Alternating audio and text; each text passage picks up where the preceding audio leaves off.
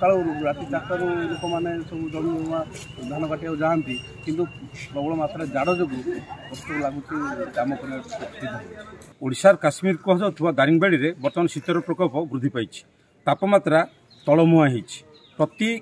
अंचल में बर्तमान लोक मैंने निआर सहारा नौ वृद्ध वृद्धा कथा कहले न सरे बर्तमान कामधंदा करने लोक मैंने सकाल 10टा पर पदा को बाहर पर्यटक मैंने शीतर मजा नापी दारिंगबाड़ी में भिड़ जमी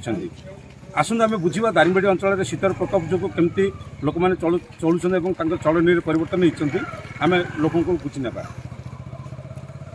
धरती लाइव को स्वागत केमती बर्तमान परिस्थिति केमती रही दारिंगबाड़ी देखु आम अंचल ठंडा लेट रे भी आसी किंतु बहुत ठंडा होची निआर आश्रय नेबाकू निआर आश्रय नहीं आम चलुच बुढ़ा बुढ़ी मानक बहुत टी असुविधा होची प्रकार ठंडा हो 8टा 9टा नहेले कहीं बाहर को टे सुविधा होना कहीं अन्य काम जावाक भी धान कटाकटी भी टे समस्या होची खरा नहेले कौन प्रकार काम जावाक असुविधा हो तो आप शुणुते बर्तमान कामधंदा करने भी मुस्किल अच्छी शीतर प्रकोप वृद्धि पाई से लोक मैंने हैरान भी होती और अनेक स्थानीय बासिंदा अच्छे आम बुझा शीतर से केमती शीतर केमती मजा नौ कौन कहे शीत बर्तमान केमती अच्छी दारिंगबाड़ी आज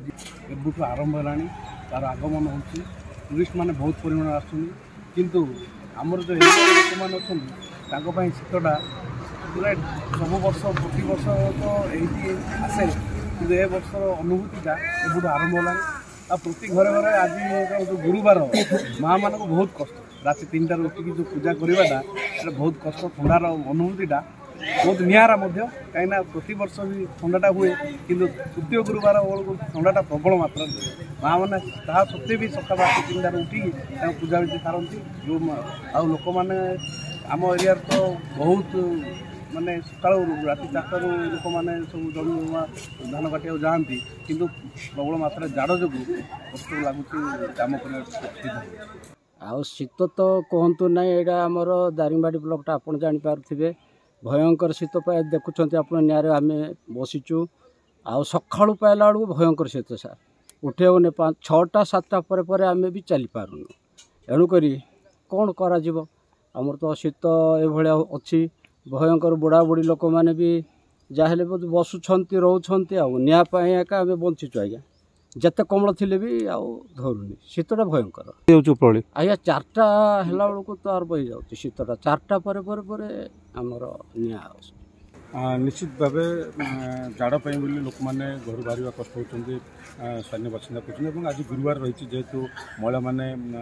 भोर समय उठिकी से कम कर शीतर प्रकोप से हैरान भी होती जो वर्षा गला शीतर लहरी बेसी मारुची 2-4टा कम्बल घोड़े आउ शीत छाड़ूना घर बाहरी हो नहीं पदा को राति पास भी जावाई आज्ञा आमको बेसी कष्ट लगुच निआ नहेले आज्ञा आम बंचार आशा नथिला भली आम अनुभव करुचु